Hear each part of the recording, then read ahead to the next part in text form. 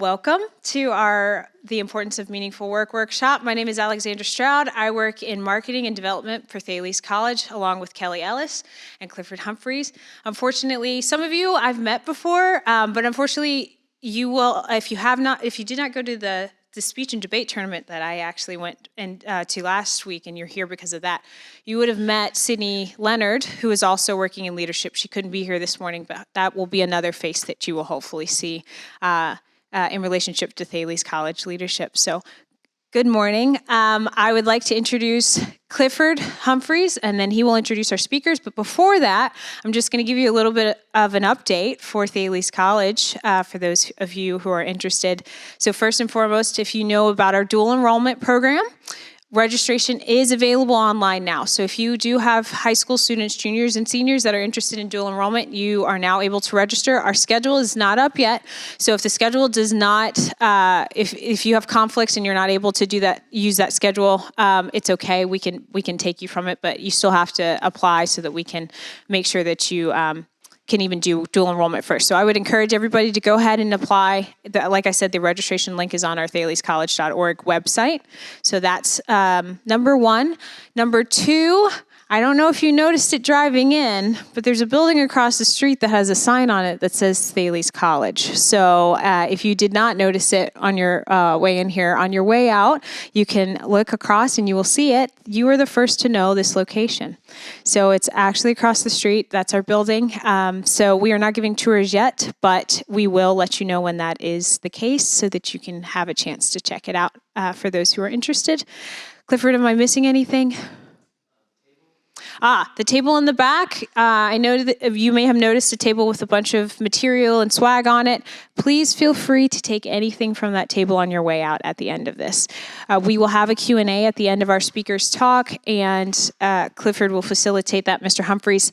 And basically, you can ask the question. He'll repeat it into the microphone because we are recording this session, and then they'll carry on with the talk. So please feel free to eat anything on the table. Please actually eat everything on the table.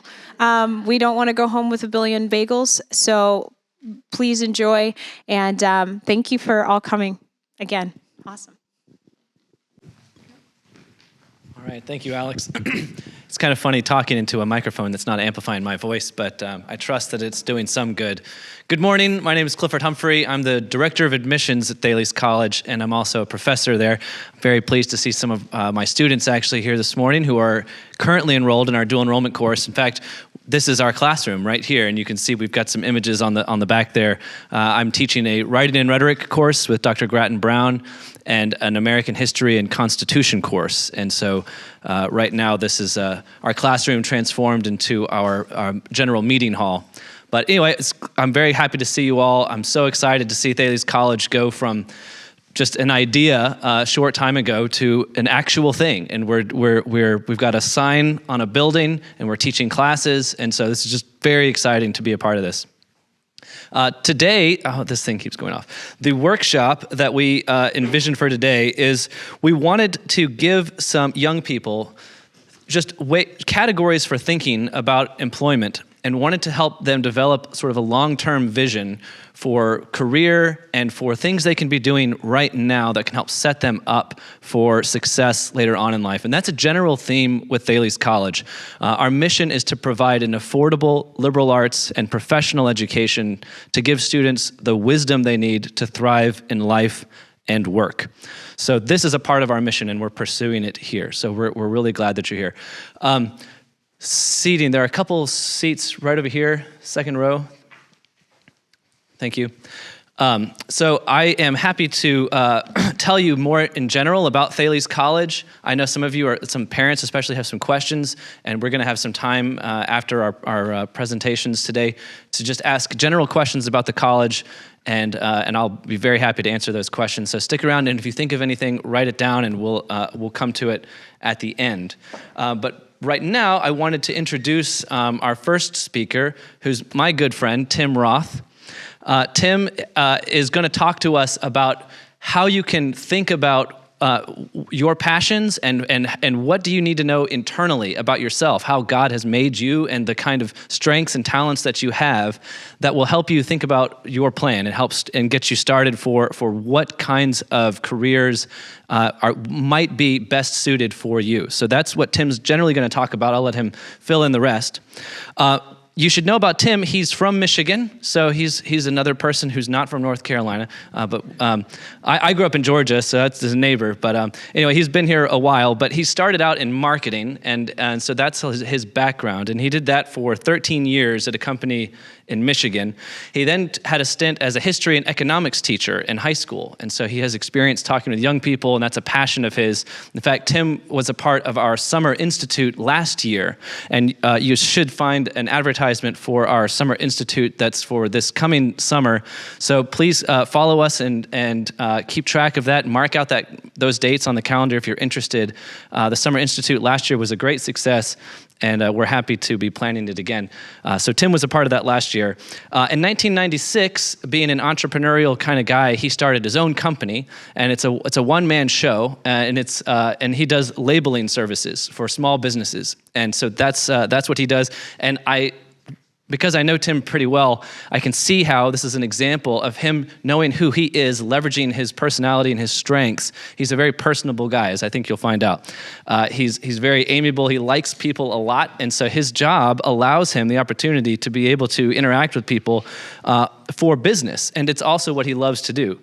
So, in 2002, he decided that he was going to. Sorry, I missed one part. He also, this is part of his passion, he became a chaplain for what's called a workplace chaplain, where he was in seminary and became a chaplain that he could go and minister to large companies and find ways to use his strengths and also the things that are heavy on his heart as a Christian to be able to use those in the corporate world. So you'll have to ask him questions more about that. But he did that for a number of years, and in his spare time, Tim, more than anyone else I know, this is why he's a good fit for North Carolina, is constantly getting out into the trails and Appalachian Trail and the Mountains to Sea Trail. He has called me many a time in an evening saying, how about we meet at 6 o'clock in the morning to go hike the Shinleaf Recreational Park Trail? And I've really enjoyed that. That's a passion of Tim's as well. And being that he owns his own company, he has a little bit of flexibility with his schedule, so he can do kinds of trips like that and make day hikes, and that's something that I know he enjoys. So, without further ado, I will ask you to help welcome Tim Roth as our first speaker today. Save your applause for later. Thank you. I think I am mic'd up here. That's right. You don't need this. That's right. Remember, 4 fingers is the swipe. That's right. I got you all set up. Okay. Thank you. Good morning. Thanks for being here. Appreciate the opportunity. When I was a school teacher, I had a chalkboard. So you're just going to have to, this is new for me. I just hated myself, didn't I? So my style is considerably interactive. So if I don't see hands raised when I ask questions, my questions aren't going to be rhetorical. You know what a rhetorical question is, right? That means you don't have to answer it. Well, these are direct questions, so if I don't see a hand raised at all, I'll start picking on you, but I'm gonna pick on you because I care about you and just want to draw you out. So there's no wrong answer. I don't know if I brought these again this time, but I don't know if I'll, last time I handed out some pennies to people who was here in the summertime? Yeah, so you got a couple, I remember. That's right. So, but now with inflation, these pennies, I probably should have bought quarters or dollars. I saw a little satire site, and it said these black rappers no longer have gold chains around their necks. You know, it's kind of their status symbol. Now they have gas cans. And I thought, yeah, that's pretty accurate. Sorry. Okay, did I just lose the screen? No. Okay, so this is my first question to you guys, and I'll try to make my handwriting fairly legible. And I'm wanting to know, and adults, I'm not going to call on you, okay? So, but I might, but not specifically yet. Oh, Okay, you can't just touch it and erase it. Bear with me. There, look at that, huh? Okay, and then you go back to that, huh? Oops, go back to that. Oh, go back. Look at that. This was my 2-minute tutorial from Clifford. Okay, so any clues who said this? This is a quote. Look at this. Thomas, right? Yes. Socrates. Oh, good for you. Yeah, that was Socrates. See, I was going to throw out, if you didn't know, I was going to ask you if it was, Lady Gaga or Cardi B or somebody like that, but I guess we'll save that for the next quote. So, my question is, we often fail to do this, I want to just introduce this as an examined life. Take a couple minutes and kind of look in with the intention of looking out. So any reasons why, well, let me throw this out first as my thoughts, why we fail to do this. And people some of the parents have probably you guys have heard of Andy Warhol? Okay, so it was a big deal. Andy Warhol said, well, this person's got their 15 minutes of fame. Have you heard that saying before? Okay, well, I think now with TikTok and YouTube, we probably reduce 15 minutes to what? At most 3 minutes.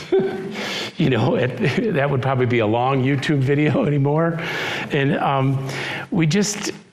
my thoughts are, as human beings, we have unlimited capacities. These are reasons why we might fail to have an examined life. We have unlimited capacity for avoidance, diversion. How about that for today's culture, huh? Avoidance, diversion. You could maybe put these two words in the same. How many of you would you be honest with yourself that much of entertainment is diversion, or much of diversion is entertainment, And maybe even here, maybe these three are all the same, but we have an unlimited capacity for that. Rather than kind of digging in, who am I? Why am I here? What are my gifts? What are my abilities? What are my talents? We kind of just push it off, Well, I don't want to deal with that. And when people hit a crisis, that's typically when we stop, kind of look back, and maybe take a bit. I don't know how many funerals you've been at, but that will do it to you as well. If you go to a funeral, that'll kind of sober you up a little bit. So, and that's not to start the day on a downer.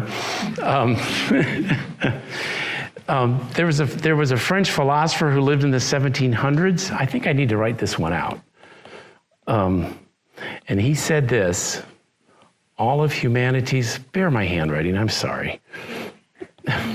Are you guys okay with my handwriting? Yeah, I got it. Really? Yikes. Jeez. All right, next time it's a PowerPoint, Clifford, I promise. Except then they're just too rigid. Okay, all of humanity's, that's probably misspelled, sorry. Isn't it misspelled, isn't it?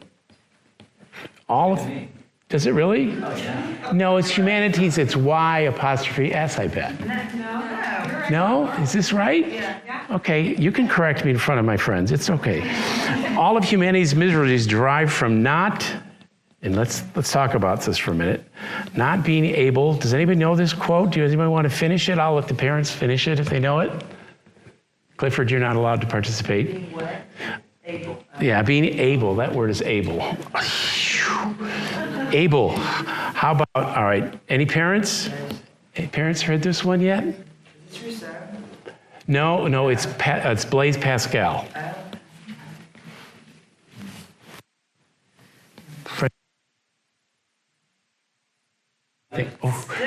Go ahead. Yeah, okay, be able to sit in a quiet room alone. So you're there. I need some comments on this, kids.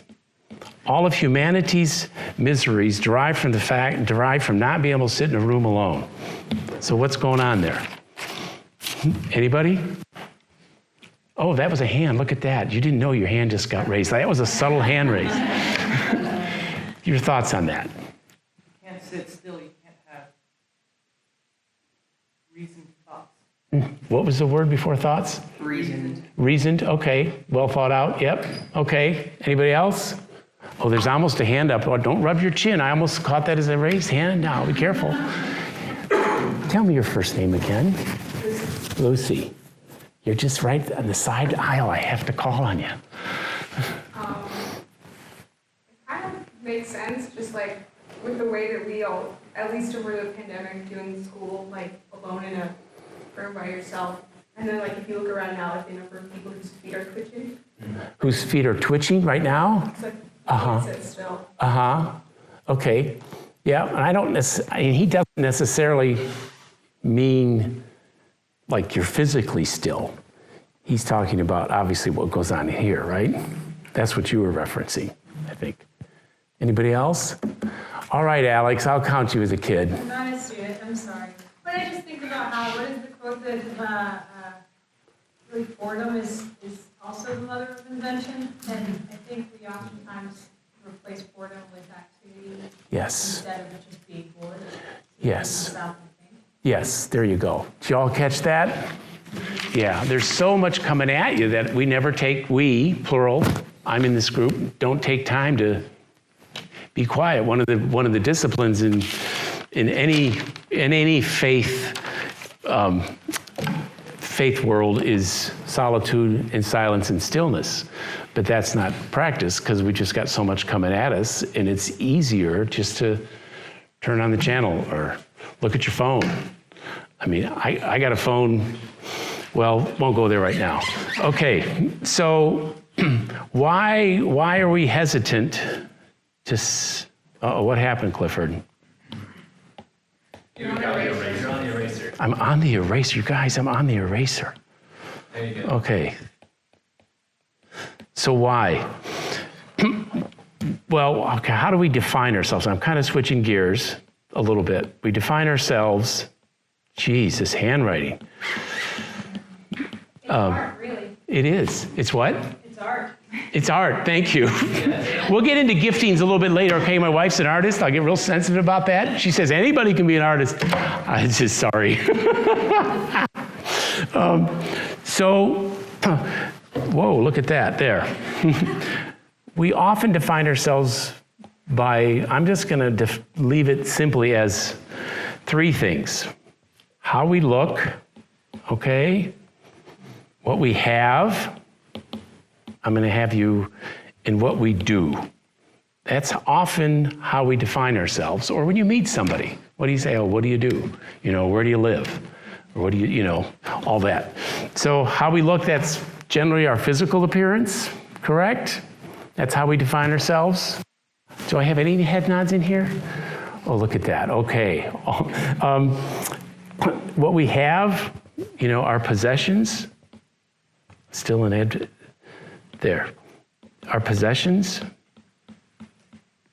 car, home, clothing, what we do, you could put either, vocation, job, career.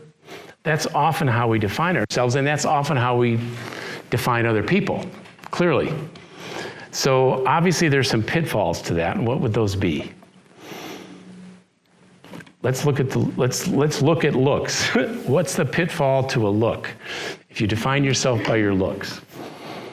And anybody over, yes? You might not look good. You might not look good according to who? According to who, but okay. All right. All right. Anybody over 40 is allowed to answer this question. Yes? You lose your look. You lose your looks. You sure do. You really do. I'll never forget in high school, sideburns when I was in high school were really in. I couldn't grow sideburns. I won't get into it, but I couldn't grow sideburns, so I tried to grow my hair long and down to here and to pretend they were sideburns. But there was this one guy named George Belpre. I still remember him. And he could grow sideburns. I was so jealous of him. I was so jealous. So I went back to my 20th high school reunion. So people are 38, not quite 40. The guy looked like he was 60 years old. I looked at him and thought, who's that? Who's that? It was incredible. Yes, you lose your looks. Yeah, very precarious. What about possessions? Yeah, you're going to say something else? Go ahead. Just one more thought. Absolutely. They're deceptive. Very what? They're deceptive. Thank you. Yep, they're very deceptive. That's right. Thank you. That's a very good point. What about basing ourselves on what we have? What's precarious about that? It's not always stable. It's not always stable? Yeah, maybe like in the last 2 months, if you're a stock market watcher, for example. Sure. What else? Things get old and break. They do. Yeah, Lucy was going to say something else. You're cruising for like another penny if you get 2 answers. Like you lose things, they don't find out later that it doesn't really matter. There you go. That's right. Sure. Good point. And somebody else always has something, always has more, right? And we moved into one neighborhood 15 years ago, and this was perfect. Moved out of it and thought, into a different neighborhood, thought, well, this is like the slums. I mean, and it's not. It's not. There's running water, there's electricity, there's heat. I mean, all of this stuff. There's indoor plumbing. No way. It's just your standards, because you just never can have enough. You just never have enough. Who was it? Andrew, or somebody asked John Rockefeller, or was it John Rockefeller? Is that Rockefeller's first name? How much money is enough? He says, just one more penny than the other guy. Something like that. Anyway, so, and then what about what you do? What would be the drawback to that? What's precarious about judging your worth and what you do?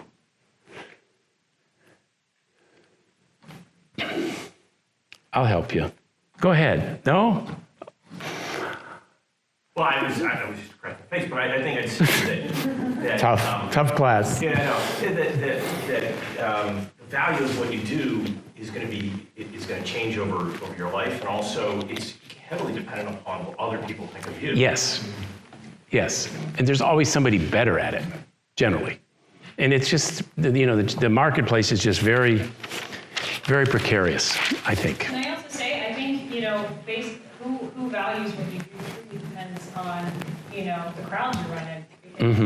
What, we do versus what somebody else does. If they're in Silicon Valley, they might not find what we do that Yes, matters. sure, It's yeah. contingent on, like this gentleman said, a group of people. Yeah. Not necessarily just market, but also just niche field. Sure. And I had this observation passed along one time. When you meet people, typically especially guys, I think, so what do you do for a living?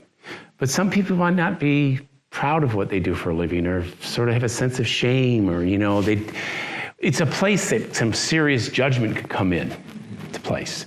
I've often tried to just joke around with people and say, well, what do you do? I'm a psychotherapist. Oh, really? It's like, but I'm not, although I feel like I'm in that world a lot. But I mean, people look at you differently.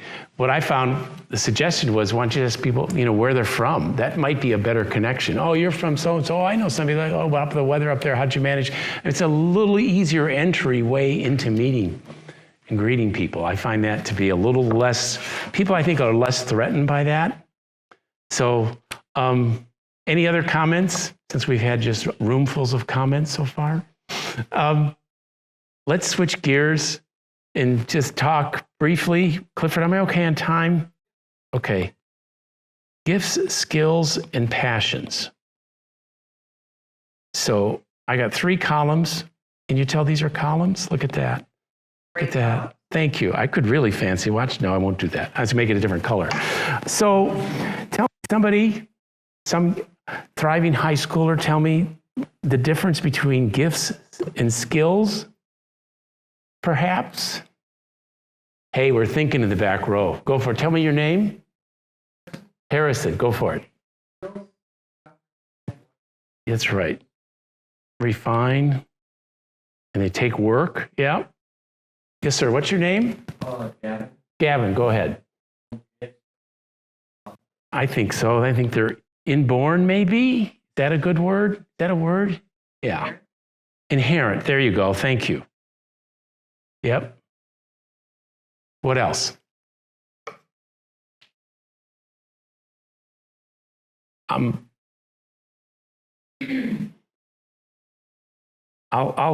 give you a couple from my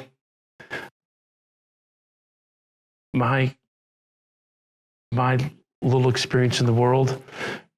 My wife's an artist. Her mother was very good. One of our daughters is really good. Her grandfather was really good, like up in the, and that's a gift. But unless my wife takes that gift and literally and practices it over here, it's just going to stay there, and it's just going to kind of go by the wayside with that. Now, I know a lot of people, this neighbor of mine, the guy's a wizard. He can do anything, related to house repairs. Well, how do you do that? He says, I just tried it. I just did it. Well, I think there's a bit of a gift there, a mind for that. But then he took that and made it a skill. He practiced it. He continued to develop it. You talk to any concert pianist, violinist, people that are just, that is their passion. They've been born with a gift, but then they move it and develop it and continue to refine it as a skill. And I'm getting to that because, well, like yes, go for it. I just want to say one thing about that. We've got some family members in Iowa who are much swimmers. Swimmers, you said? They talk about that the young 6, 7, 8-year-olds who are great at swimming. Yes. They have that gift. Like the motor skills? The motor skills. Sure. They just know how to breathe and kick. Uh-huh. Very rarely do those kids go on as they're older. Excellent high school. Because the reason is that they were just given that gift. They were very good at it. Never learned to work. Yes. And as a result, suddenly when the other kids' skill and hard work started to catch up with them, Thank you. for the first time in their life, gifted kids started losing at races. They said, I don't know how to work, I'm out of here. And they quit. Oh boy, that's gold right there. Did you hear all that? It's so essential. Thank you. Yeah, it said it much better than I could have said it. Absolutely. Yeah. There was this pianist, Fritz Kreisler. Maybe you've heard of him. He was a pianist. Somebody listened to him play and said, Mr. Kreisler, I would have given my life for that. And he says, I have. I have. I would have given my life to play like that. And he said, I have. Absolutely. That's right. So, I've got a brother who's just a super geek. And when we were growing up, we'd had to drag him out to go play baseball, because we used to play second base on over. We just wanted to get 4 people, second base on over. He wasn't interested because he was building models. I think I built 1 model in my life. I'd rather just go outside and ride a bike and play baseball. And guess what he does now? He works for Amazon at a very high level. He was involved in all these other, in the development of all the communications, and lives in Silicon Valley. Great guy, but it's just amazing. He came from the same, I promise he came from the same set of parents. It's like, how does that happen? But he took what he had and he just continued to work it. And anytime you go into these computer rooms, you see servers, it's like, how in the world do they know to put this plug here, this pipe here, this conduit here? I mean, that stuff just blows my mind. I'm so grateful for all those people. I could never begin to comprehend that. But that's a gift that was taken and developed into a skill. So what about passion? Where's passion? I got to clear my board. How about you? Anybody here have any passions? I'm going to start reserving table swag for those kids. That's right. That's it. There you go. That's what you enjoy doing. Yeah, that's right. That's right. There's that eraser. Yeah, what you enjoy doing. What motivates you? How about that? Okay. Let's move on. I want to kind of shift it to you guys. And there's a proverb that says, if you don't read Proverbs, you don't have to subscribe to the faith, but I would certainly recommend that you look at Proverbs. It has a lot to say. There's a proverb that says, the purposes of a man's heart are deep waters. A man of understanding draws them out. I'll say it again. The purposes of a man's heart, and ladies, don't get offended. The purpose of man's heart are deep waters, but a man of understanding brings them out. And maybe it's the first time you ever heard that, so I won't ask you to kind of try to explain it to me, unless somebody wants to offer an explanation. I will just say this, we're complicated people. And when I kind of go into this next piece, I'm not trying to put people in rigid boxes or rigid categories. We're deep, complicated people. I've been married for 45 years. Yeah, I know, I got married when I was 12. It's the purposes of a man's heart are deep waters. We're just very, very involved, so many things going on in our lives. You can't pin people down. So I'm trying to say that to give us latitude in this discussion. So in terms of passions, I think the way you like to try to discover some of those passions. Yes, thank you. So what appeals to you? Anybody? What appeals to you? When you read an article about music, does that appeal to you? You read about culture? Do you read an article about history? Do you read an article about something? Anybody? Yes, Lucy. Theater. Okay, there you go. Okay. Do you read all things theater? Yes. Tell me your first name. Kelly, thank you. Classical men's fashion. Okay, there you go. Anybody else? Oh, you were talking. Go ahead. History? Okay. You're up my alley there. Anybody else? Yes. Apologetics. Good for you. Oh, your friend's raising your hand for you. That's what friends are for. Sports. Okay. All right. I'm saying all this to say you should all have, I know you're all shy by nature, but you should all have, not necessarily should, how can I say, you look for the things that fire you up. I remember I had a paper out, and I used to read the whole paper while I would deliver it. That's back when you went door to door and just delivered the whole paper. I'd read it. I was interested in current events. I remember winning this national award in 6th grade. I won't tell you who was president. Okay, it was Roosevelt. There, now they're all doing a little math. That's good. And I won this award in 6th grade because I submitted this cartoon. I've always been interested in current events, and I'm still interested in current events. But if somebody's telling me 9th grade, oh, you're interested in current events, maybe you should consider taking these classes or reading these books. Nobody did that. And I think that's where it's really important that you have parents, friends, who else? Teachers tell you, steer you in a direction. Oh, that's something you're really good at, or I see that in you.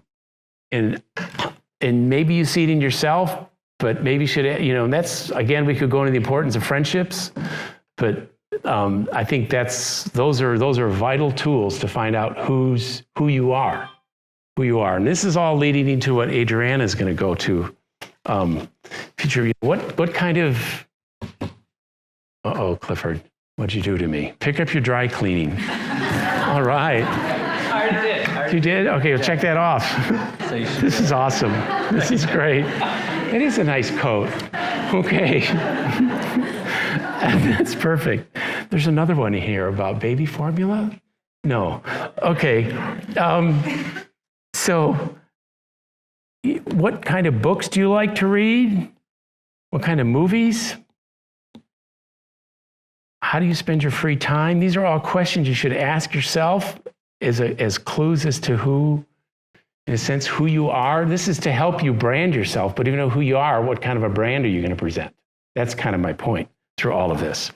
I'm going to skip that. Okay, let's do one more chart, and then it'll be yours, Adriana. I'm going to put a spectrum up here, and I want you guys. So these are for people that have not called. I'm not called on yet. So this is a spectrum.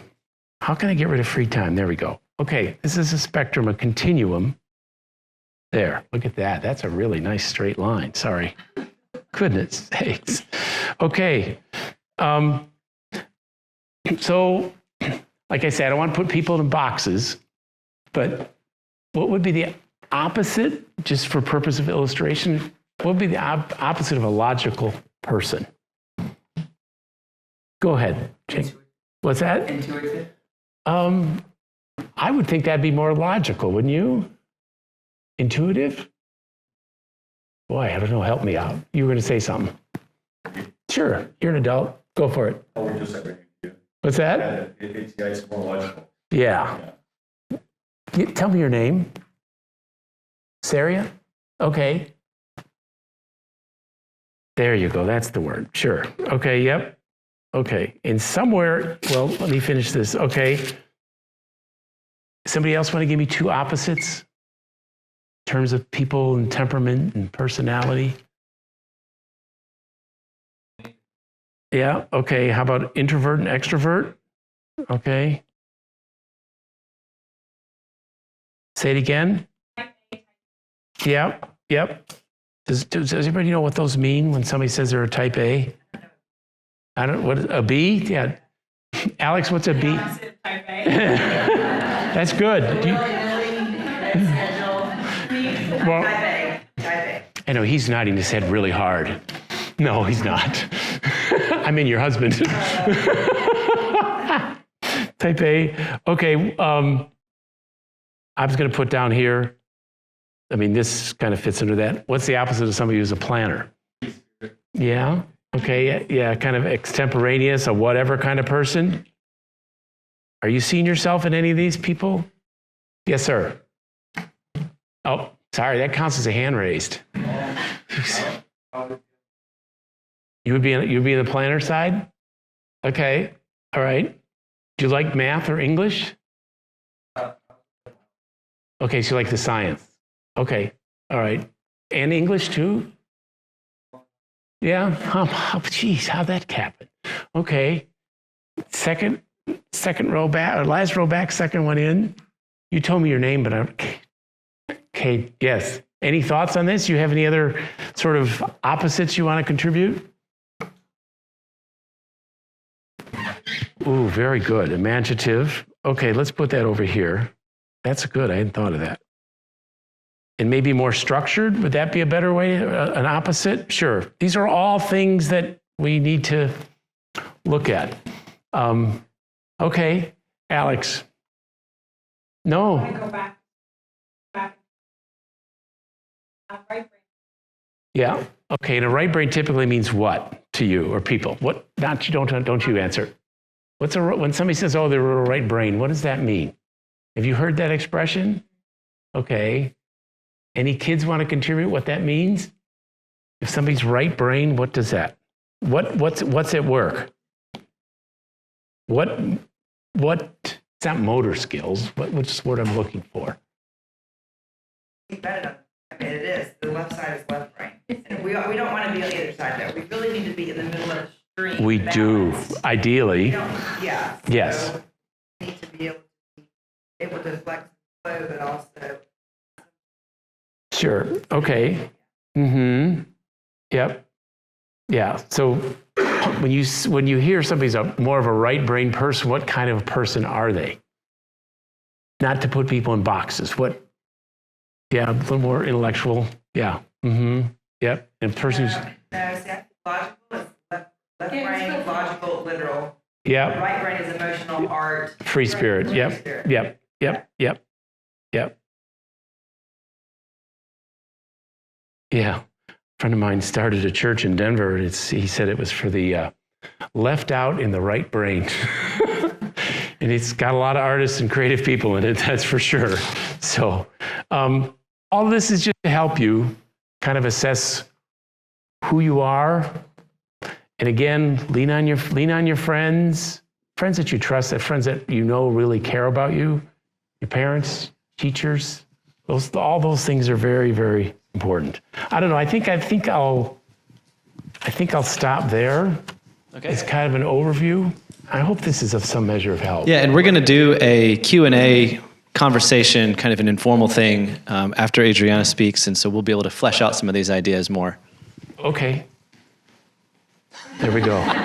Okay. Thank you, Tim. Thank you.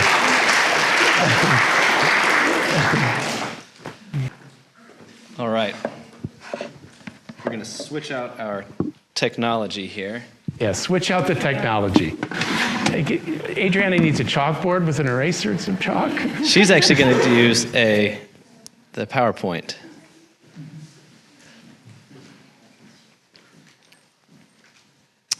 Okay, well, I'm pleased to introduce Adriana Lee. I know some of you here know her already. She has 20 years of experience of working with organizations in various industries. She's the founder of Optimia Consulting, and she's recently now the assistant principal at Youngsville Academy, a new charter school up in Youngsville. So she is very interested in education and kind of bringing together education and business, which is something that we here at Thales College are also interested in doing.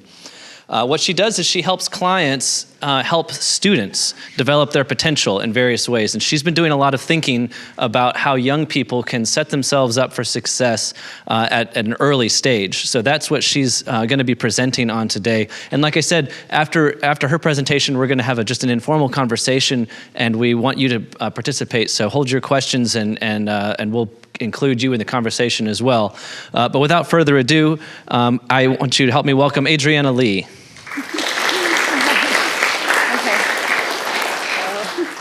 Thank you. All right, and we're going to put in our code here. I didn't know it. And thank you, Tim, for setting me up for my presentation. Kind of goes right in. Okay. Oh, you don't need this, Thank you. And I will not be standing here because you won't see me for obvious reasons, so I will be moving around so you can't hide. Okay, great. So I'm just going to follow along what Tim said, and I'm going to kind of shift it and kind of focus more on the preparation of how you prepare to find meaningful work. Okay, so we're moving along to the next slide here. Okay. Oh, there you go. You might be wondering, where can I find meaningful work? That's what a lot of us really want to know, okay? So I do have some things to kind of share with you. The most obvious one would be I'm going to go to a job board. And when I say job board, what does that mean? You know, like an online job board? Thomas, I'm going to call on you. You know, he's my son, so I got to call on him. Yes. Like Indeed or Indeed.com. Yeah, Monster, ZipRecruiter. So what is the problem with going to an online job board? Very good. I thought I was going to have to dig deeper for that. Yes, because everybody else is doing the same thing. I need a job. I'm going to go to an online job board. It makes logical sense. However, so does everybody else, right? So we're going to move forward to other suggestions. For example, if you live in a city or town, and most of us probably live in a city or town, there is a recreational page for the town or city's facilities. For example, the Parks and Rec websites. Okay, I know the town of Roseville has been looking very, very intently for counselors and directors of camps because they're holding a lot of camps for 5 to 11-year-olds. And so they're looking for these people. I've seen it on their website. I've seen it in my email. I just get these feeds. And then also at Thales, if you go to Thales, it's been in the weekly newsletter. So they really need that. You're 16 years old, and even if you're not, maybe they'll take volunteers. That's how you get known. Okay, so that's something to look into. And also, like I just mentioned, like Thales, I know a lot about Thales because my children go there. Sometimes you do get job openings that come through a weekly newsletter. And if your school doesn't have or you're homeschooled, sometimes you could just ask if you know of a local counselor, or the school might get a lot of inquiries. And if you have connections at a school, sometimes they just can't field all these questions. So their administration might know, you know, oh, they're looking for volunteers at this location. Usually there's a lot of summer camps coming up right now, and they need a lot of people your age. So look into that, okay? And then we go into select social media. And I don't mean like the cool ones that you guys probably like to frequent. I really mean, for example, Nextdoor. I mean, if you live in a neighborhood that has one, for example, I have a really good friend that lives in the Bedford, and there's something called Bedford Moms. And I live in the Heritage, and there's Heritage 1, 2, 3, West, South, whatever. So they have very specific social media sites. And my son Thomas, I'm going to pick on a lot, has had great success with this because, Thomas, what did you do? He did yard work. But how do people know that you do yard work? Louder. Put a post on the social media. Right, and so he kind of put his little skill set and even a picture of him doing some yard work, you know, for evidence. So therefore, so he actually got several people interested. He worked all summer long. He did really well, and he actually got an inquiry for this coming year, right? I'm not lying, right? Yes, and so he did mowing lawns. He did some weeding, some moving things around. So that's a way to get known, right? And then we had snowfall a couple months ago, and I think it was ice and snow, right, that covered the driveway. And then what happened? Right, but because he was known through social media, that really helped out because it's a neighborhood feel. You know, it's like the neighborhood kid. How about you? Okay, so that's the deal with that. So that's a good idea. Ask your parents because usually some of you might not be on these sites because they're not as cool as some of the other sites, but you know, it's good for jobs. Okay, and then individual businesses. Okay, what I mean by that is, okay, maybe I go to the gym to work out. Okay, a lot of us do that. But I'm not thinking of a gym as a place that I would like to work because I'm not a personal trainer. I don't have the certification. I don't want to work on processing people. Maybe that gym has a pool. Maybe a few summers ago you were on a swim team, or your parents gave you lessons or put you in lessons, and maybe they're looking for volunteers or they're hiring people to be some instructors. So then you got to think outside the box, and maybe you go up to the front desk and you said, oh, hi, my name is so-and-so, and you say, I'm really interested in helping you out if there's volunteer opportunities or for employment, and I see you have a pool, might you be looking for some help? That is a great way to start out. So Thomas, again, I'm going to pick on you. What do you do in the summer? Some lessons, right. So you wouldn't think of a gym, because he goes to the gym a lot too to work out, but he's also on a swim team, so it's kind of cheating. But he does do some lessons. So you wouldn't think a 16-year-old might give some lessons, but if you go to a smaller facility too, I know the Y does too, but a smaller facility, they might actually even give you more of a leadership position in that. So yeah, don't count that out. Okay, and then your parents' place of business. Okay, you might be thinking, no, I don't want to work with my parents. Oh, how uncool. But some of these places actually sponsor internships, or they might need seasonal work. So I've seen, Mr. Speeder, I'm going to pick on you. Your company again, your name? IQVIA. I saw, because I was looking for internship opportunities for my other daughter, IQVIA sponsors a virtual reality internship of some sort. Were you aware of this? Why not? No, just kidding. So there may be something like this. It's in the Raleigh area. And so maybe somebody who's interested in virtual reality, maybe they need help facilitating the camp or something like that. See? So maybe your parents might have some connections there. You can ask them. So you never know. There's also a person that Thomas works with. You do yard work for her. And she owns an office building. And I guess she couldn't find movers. And so she enlisted Thomas and his friends to help move office furniture. You know? So you just never know. Somebody might own a small business and they might have some work for you to do. So all good opportunities. Okay, so that's locating meaningful work. And then we can go on to the next thing, which is preparing for the meaningful work. Okay, there's a lot that goes into preparation, and I'm going to break it down into 4 main things. We're going to target your job opportunities. All right, then we're going to develop what is known as your personal branding statement. Sounds intriguing. We're going to dress appropriately because it does play a key role. The nonverbals play a good key role in this. And we're going to connect through a personal story. And I'm going to tell you why that's so important. So let's start with sample target segmentation. Ooh, segmentation. Sounds like a big word, but think of a big pizza, like a big round pie, a pizza. And when you segment, you're just kind of slicing things. So think of your job search as the big pie of pizza and the slices as the segmentation parts of this. Okay, that's what we're going to be doing. So we're going to come over here, and I'm going to show you. Okay, we're going to slice it, and starting by focusing your search on your location. So for example, if you know that you're going to want to look in the greater Raleigh area, you're going to focus on companies or organizations who are located or based in this area. If you know that your parents really have to give you a ride because you may not have your own car, or you just don't want to go out of your local area, then you're not going to waste your time looking for organizations, obviously, outside of your town. But at least it gives you a starting point to say, okay, I'm going to look for these kind of organizations in this area. Okay, so you got your area down. Let's say you do. And then what kind, right? What type of organizations? You might say, I really feel like I would find meaningful work in an organization that does good for the community. So the why comes to mind because they do a lot of programs that improve the communities, right? So then maybe you want to think about, is that the kind of place I want to work? Would I really truly be happy there? Or do I want more of a corporate feel? Maybe my parents are in the financial IT industries and I really think that's cool and I do some coding on my own, so I'm going to look there. So knowing the types of places at which you would like to work will narrow that pie a little bit more so it's not so overwhelming. Okay, so we move on and we go to the size. So it's really, sometimes people overlook this, but the size can really impact whether you are happy at a place. Because, for example, if you're looking for a place that is bigger, it can give you a lot of opportunities. Like the Y has a Y just about everywhere. You can go to different cities, you can move out of state. What could be a drawback to a really big organization? Let's think about it. Looking at a really big place. Yes, what was your name again? Gavin, yes.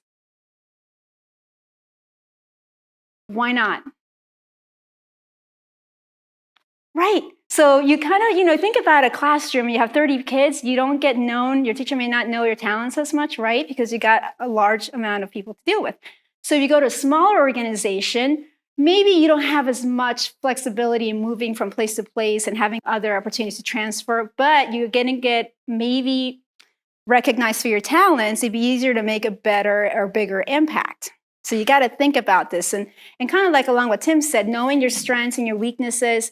And if you really feel like you deal well with a lot of structure and in a place that's bigger, provide that because they have established rules and that's a place for you. But if you're more of a free thinker and you want to make a bigger impact, maybe a smaller place might be good for you. So keep that in mind. That's something that will really help you make a good decision. Okay, so next, culture. This is the harder one for young people to understand, but now it's actually easier because of the websites. So when I was looking for internships, we didn't have any of this, so it was a little bit more difficult to get a sense of a company's culture. I had to kind of read about it in the news, or your parents told you about it. But now you can go to a website and you can kind of get a sense for, is this company going to be a fit for me? Will I really be happy working at this company? So when you look at the website, what colors are they using? Are they more traditional? Do they have flashy colors? Do they talk about how they want to do good for the community and the earth? Or is it more like a corporate, for profit-driven organization? And these are values that are important to you. So you got to figure out, like what Tim said, what is really what you're all about? What is meaningful to you? What are your passions? And then align that with the kind of culture. You could also look at their customers. You can look at people who work there and kind of talk to them and figure out what is the culture of the company. All of these things play an important role in helping you not only focus, but ensure that you actually find meaningful work. So you got to take all these things into consideration. All right. And now we're going to talk about developing your personal branding statement. This is really, really important because everybody doesn't go around having a little statement in their mind. I'm going to just say this and I'm going to wow the person in front of me.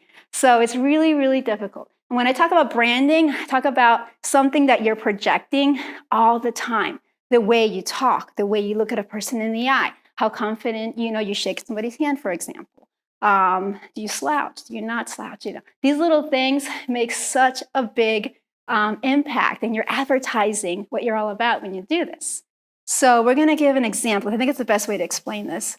Let's say, because there are many, that there's an opportunity or a role to be a camp counselor, okay? So let's say that this is something that you are really interested in. So sometimes when you have to look for this opportunity, you might have to submit either what's known as a cover letter, which is a little blurb of a page that kind of describes your abilities and why you want this job and why you're a good fit for this job. That's kind of gone away, I think, from today's culture. You might have an email that you send along to somebody instead with your email or something, right? And so you might have to put in the position of, what do I put down? I don't know what I'm going to do. So let's give you an example about this. Sample personal branding statement. Okay, I develop the capabilities of youth by planning and implementing activities and serving as a role model. So you're not necessarily going to make it that formal, but it's an example because I want to point a couple of things here out. The bolded words are varied and strong verbs. So what I mean by that, you're not using the same verb over and over again, like I develop, I do, I do, I develop. It doesn't give the potential employer a good idea of the breadth of your capabilities. Okay, and we do want to give them an idea of the breadth of your capabilities. So I can develop, I can plan, I can implement, I can serve.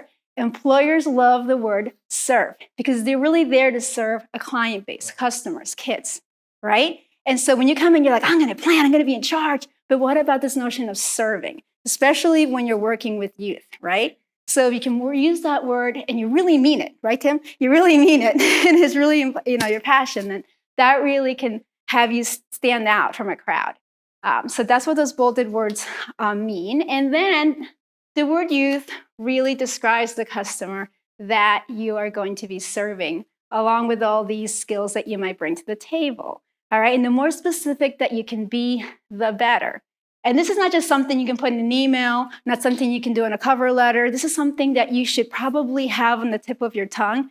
Example, let's say you got dragged to your younger sibling's soccer game, and you're there, and there are other parents on the bleachers, and you just kind of start talking to them because they're friends of your parents, and what else are you going to do? So they ask you like, oh, what do you do? Or we know what's going on. What are you guys doing right now?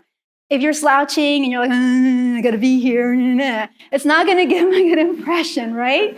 Like, I'd rather be swimming, I'd rather be at home doing whatever. But you're there. So what you do is like, wow, I've been working with youth and a camp counselor opportunity that I found. I really like to serve them. And if you use these key words, that's going to impress it would impress me. It's going to impress an adult, right? And maybe I go back and I go, wow, I really like the way he answered that. I wonder if he might be interested in XYZ. Okay? And so the more that you do this, the more confidence, the more breadth, abilities that you project, the better opportunity that you'll have to find even more things. Okay? So that's just something that I put on. It used to be called an elevator speech. Okay? Keep it to about one sentence. Have 2 or 3 verbs maybe, and just make an impact. Make sure that you mean it too, because you have to mean it. And just have it ready. So somebody asks you, okay, what do you like? What are you interested in? What do you do? You definitely have something to say. And always be advertising what you're all about in a positive manner. Yes? Yeah, I was just saying, having that statement, I think it goes back to what Tim was talking about. In order to develop that, you've got to be honest with yourself. Yes. And being able to literally write that down is an important aspect of self-awareness. Right. I encourage everybody. Oh. Out there. Yes, it is. I know. Poor Thomas has suffered through this. I've given him courses on this, so he's got all these down somewhere. But I don't know, the practicing too, not just the writing down, but the practicing, okay? You have to practice with somebody, like role play. And he and I will do this too. I pick on him a lot. I know. I'll look away. Okay. All right. So next. Okay, dress appropriately. So a lot of people, and forgive my images. Thomas was so embarrassed because I stretched out images to make it fit, and I'm sorry. That's not my forte. However, I want to give you a sense of what dressing appropriately means. And along with that, there's a psychology behind what colors mean. Now, there are 2 things here that are important. Before you even speak or before you even begin to just introduce yourself, somebody is going to make an impression of you in milliseconds, not even seconds, in milliseconds. They're going to begin to process what you look like, and then when you speak, if you're competent. There are 2 dimensions on which people judge us. Okay, they're going to judge you on your warmth and your competence. And which one do you think is going to win out?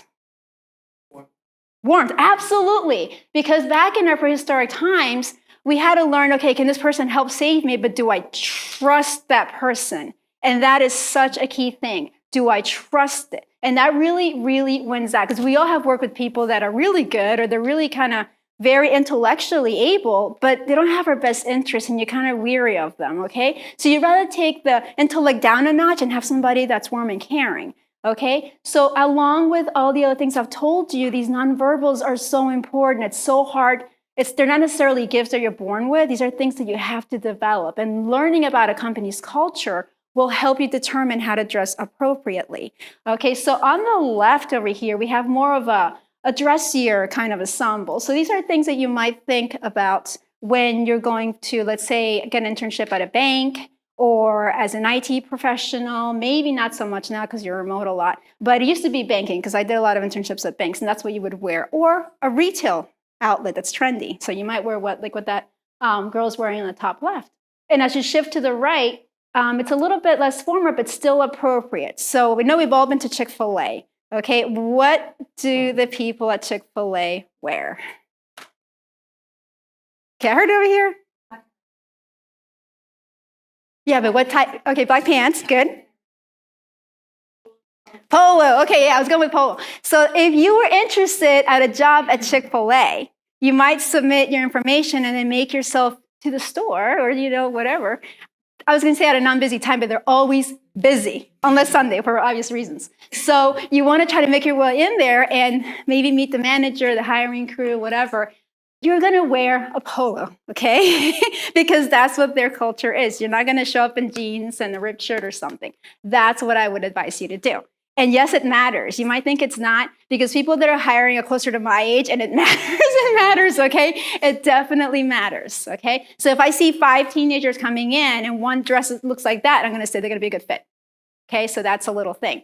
Now, there's psychology behind what the colors mean, okay? So there is blue is associated with stability, trust, and with loyalty. Yes, loyalty.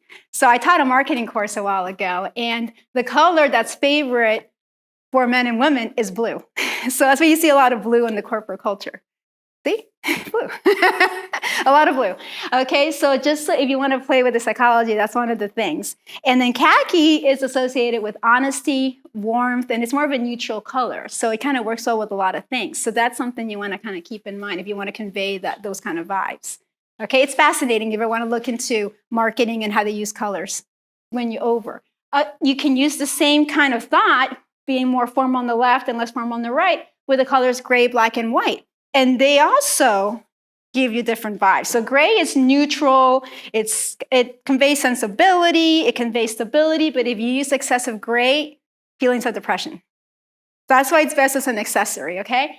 And then the white, interesting. Oh, sorry, black, I didn't forget black. Very proper, elegance, power, but you don't want to overdo it. So we have elements of it there and more as an accessory. Now, white is interesting because it conveys purity. Can you think of any profession where you see a lot of white being worn? Yes. Why would you wear white? Yes, Gavin. Cleanliness. It also conveys purity, and one thing I can tell you is perfection. So if there's ever a profession where you want perfection, is where you're going in for surgery or some kind of healthcare, right? So that's why the lab coat's traditionally white, one of the reasons, okay? So depending on what you're looking for, what kind of job, it may not play a part, but it might, okay? So just keep that in mind. The psychology is there. It's kind of like in the back of your brain, how you perceive it. Okay, so sorry about the formatting there, but connecting on a personal level. Okay, is the next thing that I want to talk about. There's a difference between processing information and experiencing a story. That's going to be really key. Let me give you an example here. So a typical presentation, like let's say I wasn't calling on you. I'm just giving you information. You might be like processing things from the screen here, but that really only uses 2 parts of your brain. It uses the language comprehension part. So it's a language processing and comprehension, okay? Now, when you share a story, I have the arrows kind of go around a circle because it's more of an experience, and 5 more areas of the brain are activating. So in addition to processing of comprehension and language, you're going to be experiencing colors, shapes, movement, sense, and sounds. Okay, so then this becomes an experience and not just a processing thing. So here, let me give you an example, because you might be thinking, how is this relevant? Let's say that I'm in front of an interviewer, okay? I just get in there. I have told them my little personal branding speech. And then they said, all right, so tell me why you'd be a good fit for this job, or why do you want to work here? And then you go, so what you want to do is, a lot of times people will do this. Okay, hi, yes, I'd like to be a swim instructor because I've been in a swim team, and my little brother or sister has had lessons, and I've been observing, and I just think that I'd be great at it, and I have really good skills, and I can help out. Okay, not bad. How about this? When I was young and I was a toddler, I fell in the pool, and I got water up my nose, and it burned, and it stung, and I could feel the chlorine just burning the back of my throat. And anytime I took a shower, it was horrible because I felt like the little splashes of the waters in my eyes stung my eyes. And it was like little needles to me, and it was a really big ordeal. So when I took lessons, I had the same fright, but eventually I got over it. And now I would like to do the same for other kids that might be frightened. Okay, so that's different because as I was telling you the story, you might have felt stinging. You might have thought, oh yeah, I got soda up my nose, I fell in the water. You know what that is like. The burn is bad. So it takes the other person there. And so when I've seen 6 or 7 or 8 kids coming in, right, for something like that, you're going to remember the one that made you feel like you burned something in the back of your throat. You're going to remember that person, okay? So it's an experience. And this is where I wanted to just tell you that it's just more impactful. So sharing a story, and of course you have to mean it. You're not going to make this thing up. Hopefully you're in front of somebody. You're like, yes, I am. No, I want the job. No, hopefully it's something that you really experienced, okay? You really want to share with your potential interviewer. That's why it's going to allow them to process it in 7 different ways, and they're going to remember you more, okay? Now, of course, it could probably tell if you lie a little bit, so stay away from that. All right. Okay, so to prepare yourself to land that meaningful work or job, we've gone over targeting your opportunities. Remember looking at the characteristics. Do you remember what the characteristics were that I talked about? The big pie and then making little slices. You're going to look based on what? What characteristics? Let's see. Oh, it's a pop quiz. Location. Somebody took notes. I love it. Oh, yes. Okay, wonderful. Yes. Same again. Location. Type, size, and culture. Okay, so keep that in mind. That will just make the funnel a little bit more narrow for you, okay? And then developing your personal brand statement. Okay, always clearly communicate the value that you could bring to a potential employer. And okay, use varied verbs. And also key, you have to remind the person who you're going to serve. Okay, so also make sure that you do that. And then dressing appropriately. Look at the culture, observe what they wear at that place, and then mimic. It's always good to go a little bit up too. But connecting through a personal story, perhaps the most important thing of all, that will really help you stand out once you've done everything else, okay? So this takes practice. You're not just going to be magically great at everything at one time. If you have a sibling or in front of a mirror or your parents, just practice saying these things, and then practice just not only being good at saying them, but, just conveying them in a meaningful manner, okay? So you're not kind of robotic when you say them. So if you do these 4 things, I think that you're going to be okay on the way to landing or finding a meaningful opportunity and job. And so now, questions or comments, but I'm going to let Clifford lead us into this. Yeah, But okay. Thank you very much, Adriana. You're welcome. Thank you. All right, well, we're just going to have a seat up on Okay. stage here and just have a conversation. I've got some opening remarks, and then I'm hoping we can have questions. And we're recording this, so if when y'all have a question, I'll just repeat it here, and then we will, so that the people who are listening online can hear as well. So thank you very much. That was really interesting. You can just call me Mr. Khaki and Blue. Okay? That's right, exactly. Look I at was this. relieved. I was out in the car, and she came out and said, "You got to change your clothes." It's luckily I brought a pair of khakis and blues. So I wanted believe to. that? I was hoping we might reflect on our own stories and adults in the room who have their own experiences too. Let's draw on this. So things we've done, things we look back on and say, "I wish I'd have done that differently," or "I'm really glad I made that decision at that," and I can look back now and say that was a critical decision that I made. So a real brief story. I remember I was probably in 9th grade. I was homeschooled, and I had finished my my homework for the day, and I was watching TV, and I remember I only meant to watch a little bit, and I blinked, and 3 hours was gone. And I have a distinct memory. I was so upset that I had lost 3 hours without it ever intending to. I remember I turned it off, and I asked my mother, "Teach me how to embroider." And I had a backpack, and I embroidered stuff on my backpack. I did that because I wanted there to be evidence of my time. I wanted to invest in it and to matter. And that's always been something that's important to me. And I'm always, it's tricky now with social media and all these things that are after our time. The attention economy is something that's a big deal now. Fast forward, when I was in high school, I got a job as a lifeguard.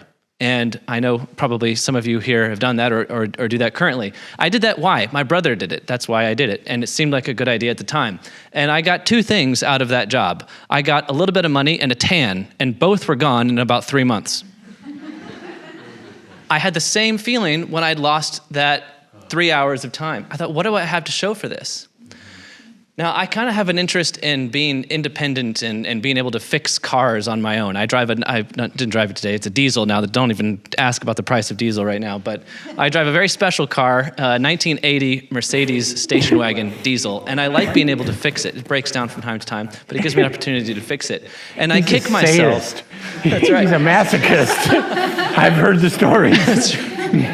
I kick myself now, though. In high school, I wish that I had gotten a job at a mechanic shop. It's one of those things I wish I had done. I look back and say, that job to get the lifeguarding job, it was fun. I worked with some friends, and like I have some good memories of that. And I did learn things like having to show up on time and that sort of a thing. But I look back now and say, I wish I had thought more about the job that I got as something that would give me value the rest of my life. Mm-hmm. So I wonder if... Like a skill? A skill, exactly, yeah. So I wonder if y'all have any similar stories that you can reflect on, times in your life when you look back and say, that was something I'm glad I did or something I wish I had done differently. You better take that. Yeah, well, I guess because I felt like I had to work at a bank just because my dad had connections at the time. I did it. I made good money, okay, when I worked on the bank, but I wasn't happy about it. And I really thought I could have done something different. I think I would have enjoyed teaching little kids, even if I didn't know how to swim, but something in that capacity, like it would have been some other kind of lessons. Because I just felt like I always had a connection to the youth at the time, and I just felt comfortable with that. But I don't, like you said, in 3 months things were gone. Like the money wasn't necessarily gone, but I just didn't feel like I really enjoyed the experience. Yeah, well, and I think it was a prudent choice to take advantage of the connections that you had. So that makes a lot of sense. What about you, Tim? I'm going to defer to some other parents. I don't know. You haven't? Okay. Every decision I was a you caddy made for 6 years, like 14 through 20, and I learned a lot of swear words. And how men can't control their temper and how they cheat.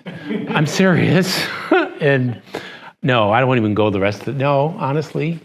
Okay. I'm going to defer to some other people. Okay, really. Well, if anybody else has any other similar stories or questions or comments about either of the presentations that we had, let's just continue the conversation. Don't be shy. Okay, Alex. Oh, we've got one here. Go for it.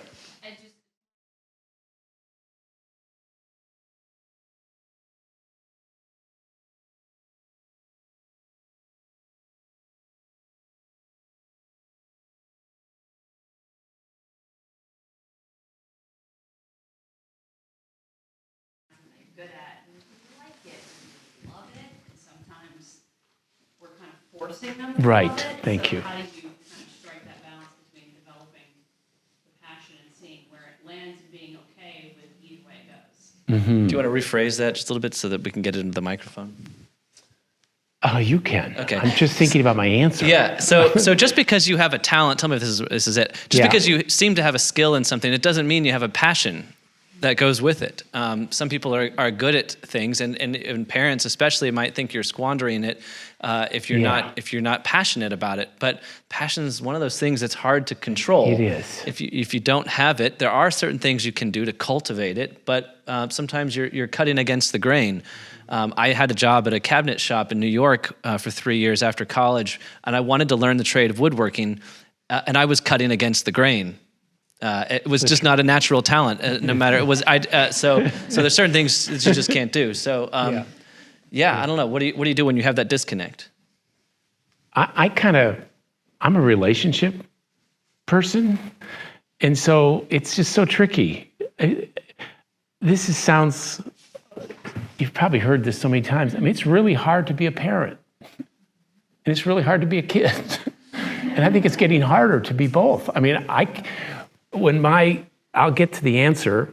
Our youngest, when instant messenger was it, IM, we just caught it for like 6 months before she went off to college. And that's the extent of what we had to deal with the social media and the phones and all that. Now I have all these customers and they're absolutely frustrated, and parents who are frustrated or they're younger, they're frustrated with their kids and their relationships are being destroyed because they have to be the phone monitor. And it breaks your heart. This breaks your heart. So I think it's all in context of a relationship. And there's got to be so much give and take and forgiveness and compassion and understanding and just humility. I mean, all those things. So I don't have an answer for you beyond that other than just, I tell my customers, and I was not by any means a perfect parent, you want your kids to, you want to create a V, you want to, as they get older, you want to give them more and more latitude. I want you to be an adult. I want to give you the kinds of things. Prove to me that you'd be an adult. I want to give you more freedom. I don't take freedom away from you. I want to give you more freedom. That's kind of maybe the long answer, the bigger answer, but not the specific answer. It's just all relationships. It's so hard sometimes. It just is. Yes, this is true confession time. Yeah, in the back. I have a funny story about that. One time I took one of my sons, not these two. We live in Concord, North Carolina, and there's just a main street where all the businesses are. Well, my son had a job and he had martial arts, but he didn't want to go from one to the other and be smelly. So he said, "What do? I don't have a car. So I can't get all the way home." So we were brainstorming. I said, "There's a gym. You could go talk to the owner of the gym and say, for a nominal fee, could I come here between my job and martial arts and take a shower each day?" He was like, "All right, let's stop in there and ask." And the owner of the building and the owner of the Cabarrus Creamery was there, and my son went up and spoke to him and said, "This is going to sound odd, but this is what I was thinking." And the owner looked at him and he said, "Okay, what's your name?" And he told him, and my son held out his hand, and they shook hands, and he said, "Okay, let's write up a contract." And they wrote it up right then, and they agreed upon a price. And then the owner asked my son the oddest question. He said, "Do you have a phone?" And my son said, "No, sir." And he said, "I like you. If you ever want to come and work for me, Wow. There you go. He just wanted an employee who did not have a cell phone so bad. Yeah, who's not distracted. Oh my gosh, yes. Oh yeah. That's a really instructive example. Yes. Yeah, and it goes back to Adriana's point also about how the typical ways of getting jobs through Indeed and all of these things where you are being reduced to some function in an algorithm, and it's very hard to compete in that level. But when you go at the human, when you go from the human approach and you shake someone's hand and you look them in the eye and you're able to communicate something particular about yourself, like if you're a young person and you don't yet have a phone and therefore you do not yet have the bad habits that often come with a phone, that's a way to hijack all of the Indeed algorithms and all of that. Absolutely. Yeah. Kelly, you got a point. Two things to say to that. One, I got hired back in the day because I had a smile that she thought would sell, but also that I was trainable. And so I think you can go into a place without much experience. If you make the eye contact and you smile and you let them know that you're willing to learn, you can do lots of different things. The other thing I was going to say when we were talking about passion versus skills and goals is sometimes you don't know those things until you've done things you don't like the bank perhaps. I did landscaping, I did fine dining waitressing, I did sales in the summer, I did camp counseling, and things I thought I might be good at or like, I found out through those jobs what I didn't like, and then also took skills from each of those that help me now. And I can look back at each of those jobs and say, I learned this from that, and I learned this from that. So I think sometimes you have to dabble a little bit and take a chance and do some things that you might not know. Right. Very Yes, valuable. that is so well said. Thank you. That's kind of what I wanted to sort of wrap up with as well. And like those different people you worked with in those different categories, were there any role models in there? Did you pick up any talents or anything? Oh, I'd like to be like that person, or, that sort of drift. And back to what you had said, your son had a handshake, he had eye contact. I mean, those are such basic things. People, how to do a handshake. I mean, that's just, and I was going to say in terms of, I think something you said, like everything's online now, everything. So you fill out the application online, well then go show up. Go show up, introduce yourself. Just show up. Wearing khakis and a blue shirt. Absolutely. The preferred color is blue. That's right. Yes. Yes, That's true. yeah, that's right. Got another comment here. Go ahead. No, the thank you note is great, and that's something that my husband has always done. A handwritten thank you note, mailing it even after a job interview, even if you don't even get the job. That was something he's always done, and I've even implemented it in my with me as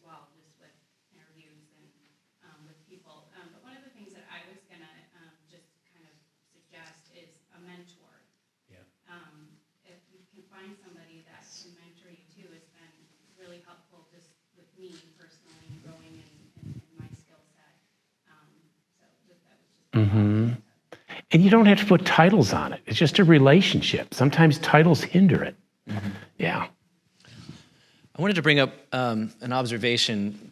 I spent a year teaching English in China, and I was teaching at a public school there.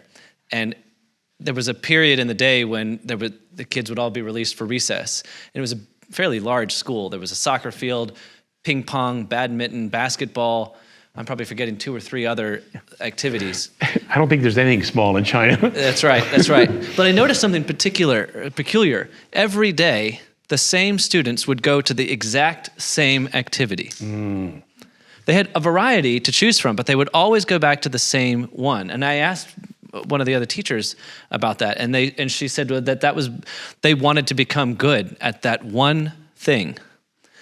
Now, obviously, there's a problem with that if you focus too much, so there's no freedom, right? What I'm trying to show is that there are 2 extremes, and I think Americans tend to fall on one side, where we are jacks of all trades, right? Where we dabble in this and we dabble in that, but we don't really devote ourselves very much to a single skill in developing it, because everything you do will get boring at some point, and there's a mundane character that can come in. And so sticking with a job that you don't like, or that you maybe like for a little bit, but then you get bored of, being aware of just this, of the 2 ditches on either side here, where you can jump around from everything and never get good at anything, or you can be devoted to one thing constantly and never have any choice, right? So both of those have potential pitfalls or pros and cons, but just being aware of that. I know my own story. I've just commercial fishing in Alaska and teaching in China and cabinetry in New York. I mean, I've done a lot of different things, but developing a skill, and I got to do that in graduate school, is really when I learned, the academic skills, and I devoted myself to that. But that's another lesson that I've learned. Yes, and I think that takes a great deal of, different people, great deal of effort, a little bit of effort. I think curiosity, there's something said for curiosity. Just be interested in other people and other things, and ask questions. Oh, how'd you get into this trade? Oh, really? What do you like about learning that language? What was it like to live in France for a year? Just ask questions. I think it's so important to be curious. Absolutely. Alex, yeah. I have a question, because you had mentioned something about Adriana's choice to work in, I guess didn't seem like a choice, but working in the bank. Survival. You said that was prudent. And how do you navigate the waters of passion and prudence? I, as a theater kid, so I totally agree with you, Lucy. I know what that is a passion, but I also grew up with parents saying, I kept hearing the phrase starving actor, and I didn't really know what that meant until I became a professional actor. So how do you navigate those waters of prudence in an occupation and passion? Because sometimes your passion leads to something that doesn't often yield to anything lucrative or even just sustainable. Yeah. Starving artist, is that what you mean?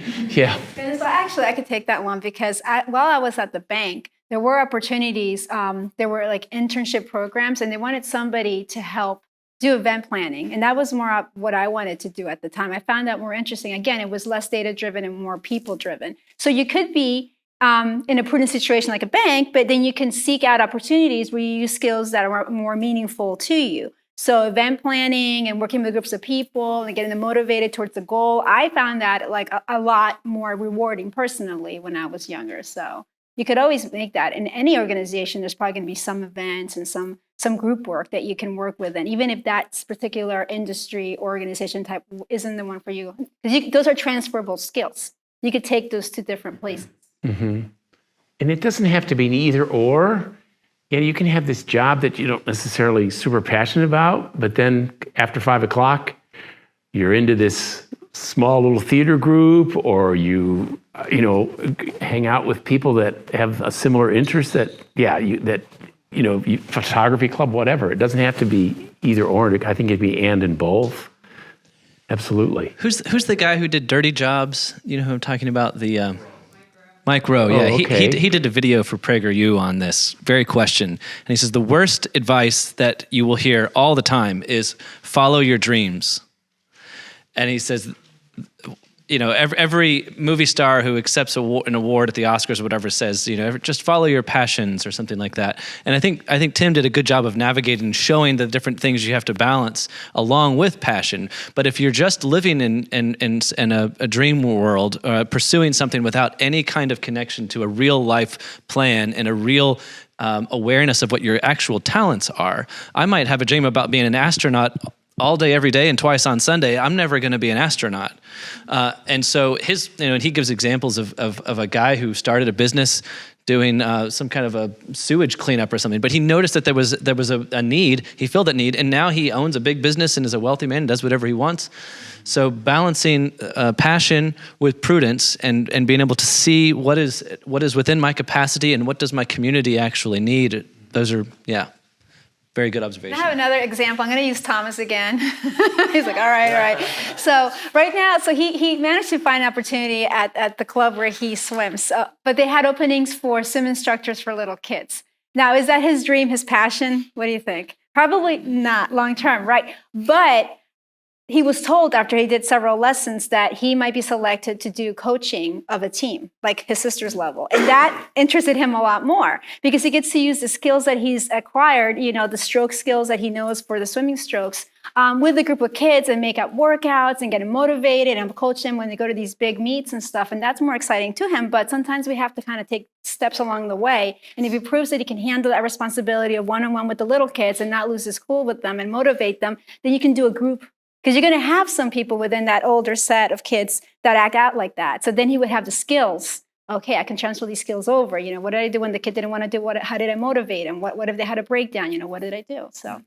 And if he was half-hearted, poor Thomas, if he was half-hearted in this job he wasn't really into, guess what? He wouldn't have gotten the coaching opportunity. Yeah. There's a saying out there, I certainly know who said it. He says, faithful in little, anybody want to finish it?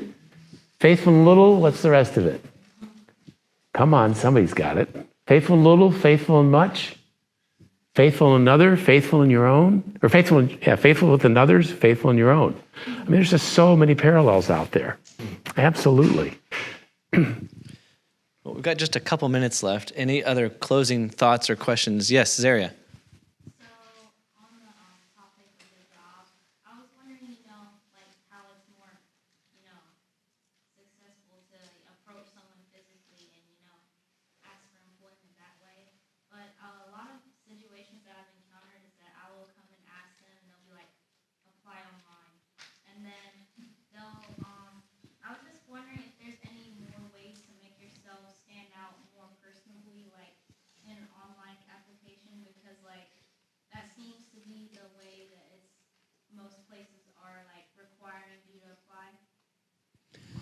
Yeah, comments. Yeah, so that's when the cover letter or the email nowadays comes in very, very handy to set you apart. Because I know, like when Thomas was going through this, he kept saying, well, I tried to go there and I was told apply online. And he went to different places and was told apply online.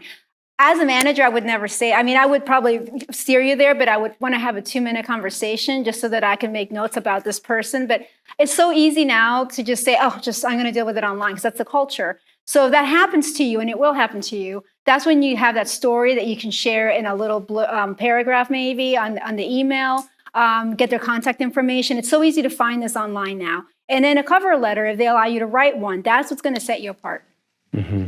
And refresh the subject line in your email, as in change the subject line. Sorry, it's a little pet peeve of mine. Just. Yeah, go ahead. I was just going to add to that because we had some boys that were looking for jobs. Is that hey, you do apply online, but then you can go there face to face and say, hey, my name's Matthew. I filled an application online. Just want to come by and introduce myself to see if I can say hello to the hiring manager. And of course, that's where the smile comes in. Your personality, your blue and your khaki. And we had one of our boys that was told when he was 15, they said, wow, you need to teach other like adults how to go get a job. So just that presence. Oh, yeah, absolutely. Coming back. So fill out the job online application and make a presence. Let them know you've already done that, but you would like to meet somebody. Yes. Yeah, and I'll just say too, Zari, it depends where you're applying. If you're applying to Amazon, good luck trying to go meet the HR person, right? They are going to have robots that are going to be looking through applications. And so there's not even an opportunity for, and that's an extreme example. But if you're looking for, and this is what I would say, to hedge your bets as a young person, try and find a smaller business where it's very possible to meet to meet the owner or the manager, something like that. And I think that's a great idea. Say, I have applied online. Tell them that you've complied with the process that they've set in place, and then you're going above and beyond. And that would be the best way, I think, to set yourself Good up. answer. Kelly, you got another point? I had to go through resumes and things from online applicants, and I think don't discount writing really well, and make sure you've got your clean capitalization, punctuation, because a lot of people cannot write. And the other thing is social media, if you have any, be very cautious what you post. And make sure it's locked down, because we will check. Really? And I will add, finally, sometimes they don't allow you to put a cover letter in. Sometimes that's not an option. A great point is to, if that's not an option, type that cover letter anyway, put it in a nice little envelope, and bring it with you when you do that follow-up meeting. You can say, I fill out an application. I wanted to give you my cover letter as well, just so you can get to know a little bit more about me. That stands out very good. Okay, well, we're at 12:30, so we're going to go ahead and end this portion of our event today. Please help me thanking our presentation.